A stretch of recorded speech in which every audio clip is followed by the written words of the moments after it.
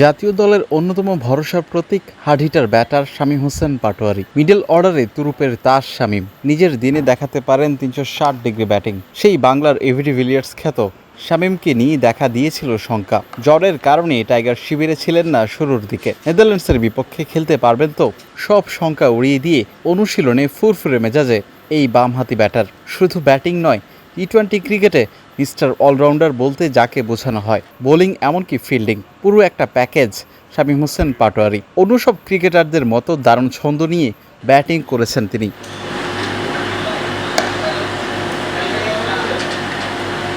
শামীমকে নিয়ে সুখবরই জানিয়েছেন বাংলাদেশ জাতীয় ক্রিকেট দলের head coach Phil Simmons.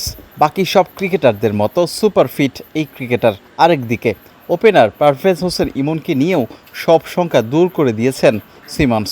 BCB লাল দল এবং সবুজ দলের ম্যাচে আহত হয়েছিলেন ইমন। সেই থেকে ইমনকে নিয়ে ভীতি ধরেছিল টাইগার টিম ম্যানেজমেন্টদের মনে। ফিটনেস টেস্টে পাশ করেই ব্যাটিং প্র্যাকটিস করেছেন এই বামহাতি ওপেনার। ডাচদের বিপক্ষে তানজিদ হাসান তামিমের সঙ্গে ওপেন করবেন ইমন।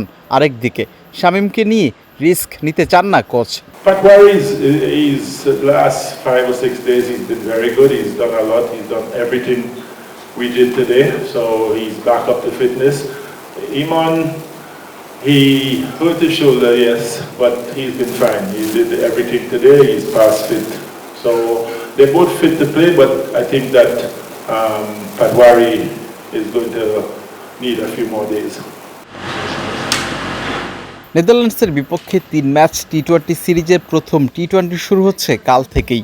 এশিয়া কাপের প্রস্তুতি হিসেবে দারুণ শুরুই করতে চাইবে লিটন কুমার দাসের দল। বিল্লাল হোসেন শিমুল, ক্রিকেট 97। ওয়ালটন এখন দেশের সীমানা পেরিয়ে পৌঁছে গিয়েছে ৫০টিরও বেশি দেশে। ওয়ালটন, ঘরে ঘরে বিশ্বজুড়ে।